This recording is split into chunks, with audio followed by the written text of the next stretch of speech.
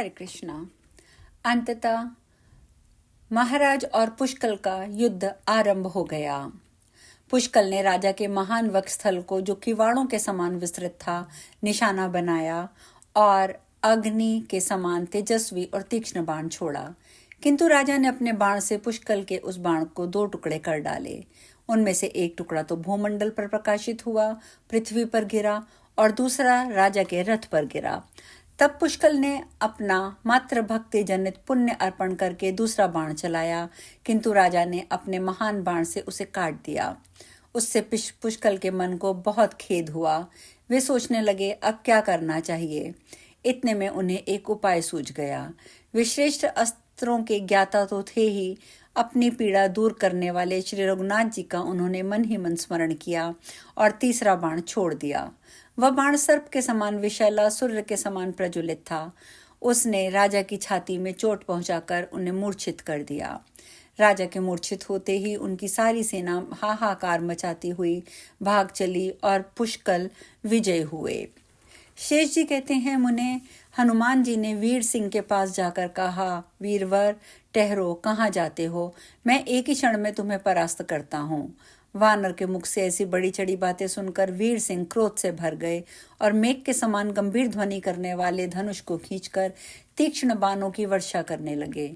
उस समय रणभूमि में उनकी ऐसी शोभा हो रही थी मानो आषाढ़ के महीने में धारावाहिक वृष्टि करने वाले मनोहर मेघ शोभा पा रहे हों। उन तीखे बाणों को अपने शरीर पर लगते देख हनुमान जी ने वज्र के समान मुक्का वीर सिंह की छाती पर दे मारा। मुष्टि का प्रहार होते ही वे मूर्छित होकर धरती पर गिर पड़े। अपने चाचा को मूर्छित देखकर राजकुमार शुभांगंद वहां पहुंच गए। रुक्मांगद की मूर्छा दूर हो चुकी थी, अतः वह युद्ध क्षेत्र में आ धमका। वे दोनों भाई भयंकर संग्राम करते हुए हनुमान जी के पास गए। इस प्रकार बलमित्र भी सुमत के साथ बहुत देर तक युद्ध करता हुआ अंत में मूर्छा को प्राप्त हो गया। तदंतर अपने आत्मीयजनों को मूर्छित देकर भक्तों की पीड़ा दूर करने वाले भगवान महेश्वर स्वयं ही युद्ध स्थल में उस विशाल सेना में शत्रुघ्न के सैनिकों के साथ युद्ध करने के लिए आ गए। उनका उद्देश्य था भक्तों की रक्षा करना। वे पूर्व काल में जैसे त्रिपुर में युद्ध करने के लिए गए थे, वहां भी अपने पार्षदों और प्रथम गणों सहित पृथ्वी को कपाते हुए जा पहुंचे। महाबली शत्रुघ्न ने जब देखा कि सर्वदेव शिरोमणि साक्षात महाश्वर पधारे हैं, तो वे उनका सामना करने के लिए रणभूमि में गए। शत्रुघ्न को आया देख पिनाकधारी रुद्र ने वीरभद्र से कहा, तुम मेरे भक्त को पीड़ा देने वाले पुष्कल से युद्ध करो। फिर नंदी को उन्होंने महाबली हनुमान से लड़ने के लिए भेजा। तदंतर कुशध्वज के पास प्रचंड को, सुबाहु के पास भृंगी को, सुमद के पास चंड नामक अपने गण को भेजकर युद्ध के लिए आदेश दिया। महारुद्र के प्रथम प्रधान गण वीरभद्र को आया देख पुष्कल अत्यंत उत्साहपूर्वक उनसे युद्ध करने के लिए आगे बढ़े। उन्होंने 5 बाणों से वीरभद्र को घायल कर दिया। उनके बाणों से शक्त विषप्त होकर वीरभद्र ने हाथ में त्रिशूल लिया, किंतु महाबली पुष्कल ने एक ही क्षण में त्रिशूल को भी काट डाला। दोनों में अत्यंत भयंकर युद्ध हुआ। दोनों ने एक दूसरे पर मुष्टि प्रहार का भी आरंभ किया। दोनों ही परस्पर विजय की अभिलाषा और एक दूसरे के प्राण लेने के लिए उतारू थे। इस प्रकार रात दिन लगातार युद्ध करते करते 4 दिन व्यतीत हो गए। 5वें दिन पुष्कल को बड़ा क्रोध हुआ। उन्होंने वीरभद्र का गला पकड़कर उन्हें पृथ्वी पर दे मारा। उनके प्रहार से महाबली वीरभद्र को बड़ी पीड़ा हुई। फिर उन्होंने पुष्कल के पैर को पकड़कर उसे बार बार घुमाया और पृथ्वी पर पिछाड़ कर मार डाला। महाबली वीरभद्र ने पुष्कल के मस्तक को, जिसमें कुंडल जगमगा रहे थे, त्रिशूल से काट दिया। इसके बाद वे जोर जोर से गर्जना करने लगे। यह देखकर सभी लोग थर्रा उठे। रणभूमि में जो युद्ध कुशल वीर थे, उन्होंने वीरभद्र के द्वारा पुष्कल के मारे जाने का समाचार शत्रुघ्न से कहा। पुष्कल के वध का वृतांत सुनकर महाबली शत्रुघ्न को बड़ा दुख हुआ। वे शोक से कांप उठे। उन्हें दुखी देखकर भगवान शंकर ने कहा, अरे शत्रुघ्न, तो युद्ध में शोक न कर। वीर पुष्कल धन्य है, जिसने महाप्रलयकारी वीरभद्र के साथ 5 दिनों तक युद्ध किया। ये वीरभद्र वे ही हैं जिन्होंने मेरे अपमान का बदला अपमान करने वाले दक्ष को क्षण भर में मार डाला था। अतः महाबलवान राजेंद्र, तू शोक त्याग दे और युद्ध कर। शत्रुघ्न ने शोक छोड़ दिया। उन्हें शंकर के प्रति बड़ा क्रोध हुआ। उन्होंने चढ़ाए हुए धनुष को हाथ में लेकर महेश्वर पर बाणों का प्रारंभ कर दिया। उधर वे शंकर जी ने भी बाण छोड़े। दोनों के बाण आकाश में छा गए। बाण युद्ध में दोनों की क्षमता देखकर सब लोगों को विश्वास हो गया, अब सबको मुंह में डालने वाला लोक संहारकारी महाप्रलयकारी युद्ध होगा। दर्शक कहने लगे, ये तीनों लोकों की उत्पत्ति और प्रलय करने वाले रुद्र हैं, तो वे भी महाराज श्री रामचंद्र जी के छोटे भाई हैं। न जाने क्या होगा, इस भूतल पर किसकी विजय होगी। इस प्रकार शत्रुघ्न जी और शिव जी में 11 दिनों तक युद्ध होता रहा। 12वें दिन राजा शत्रुघ्न ने क्रोध में भरकर महादेव जी का वध करने के लिए ब्रह्मास्त्र का प्रयोग करना उचित समझा।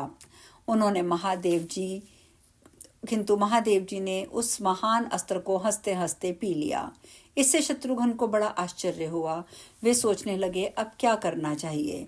इस प्रकार विचार कर ही रहे थे कि देवादिदेव ने, शिरोमणि भगवान शिव ने शत्रुघ्न की छाती में एक अग्नि के समान तेजस्वी बाण भी भोंक दिया।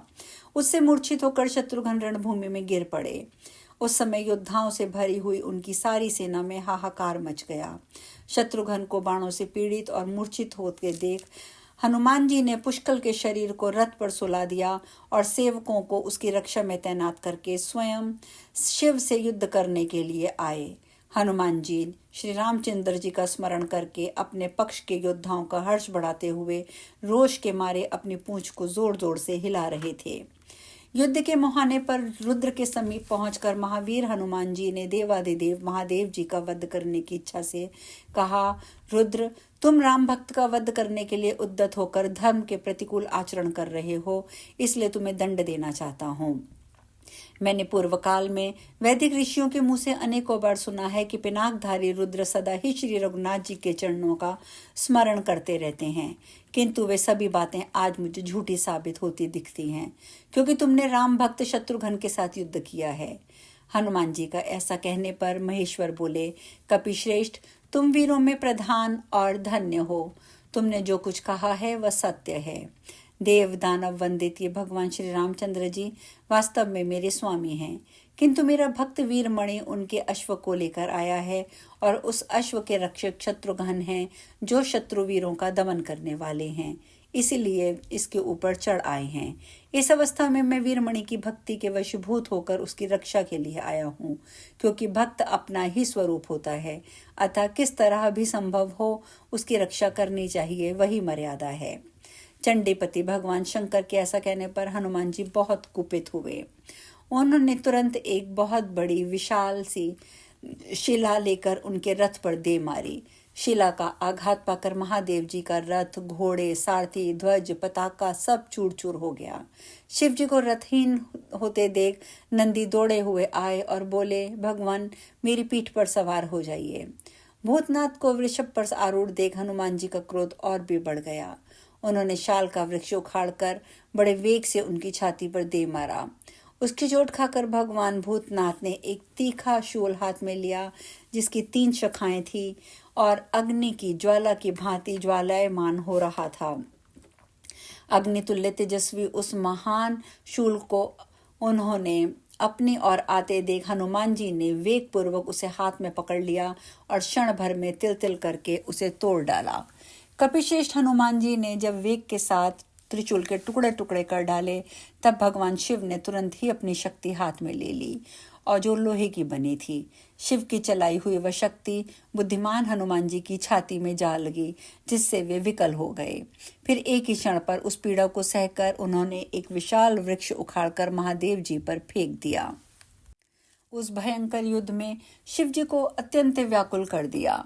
तब वे वानर राज हनुमान जी से बोले, रघुनाथ जी की सेवा में रहने वाले भक्त प्रवर, तुम धन्य हो।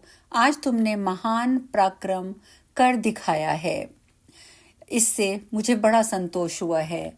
महान वेगशाली वीर, मैं दान, यज्ञ और थोड़ी सी तपस्या से सुलभ नहीं हूँ, अतः मुझसे कोई वर मांगो।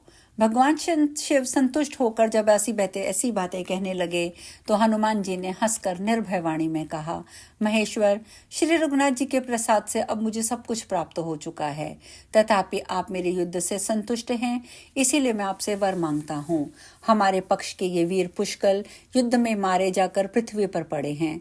श्री रामचंद्र जी के छोटे भाई शत्रुघ्न भी रण में मूर्छित हो गए हैं तथा दूसरे भी बहुत से वीर बाणों की मार से शक्त विषप्त होकर मूर्छित होकर धरती पर गिरे हुए हैं।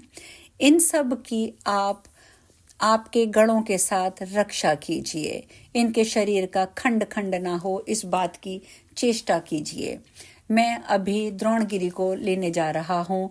उस पर मरे हुए प्राणियों को जिलाने वाली औषधियां रहती हैं। यह सुनकर शंकर जी ने कहा, बहुत अच्छा, जाओ। उनकी स्वीकृति पाकर हनुमान जी संपूर्ण द्वीपों को लांघते हुए क्षीर सागर के तट पर गए। उधर भगवान शिव अपने गणों के साथ रहकर पुष्कल आदि की रक्षा करने लगे। हनुमान जी द्रोण नामक महान पर्वत पर पहुंचकर जब उसे लाने को उद्यत हुए तब वह कांपने लगा। उस पर्वत को कांपते देख उसकी रक्षा करने वाले देवताओं ने कहा, छोड़ दो इसे, किस लिए यहाँ आए हो, इसे क्यों ले जाना चाहते हो?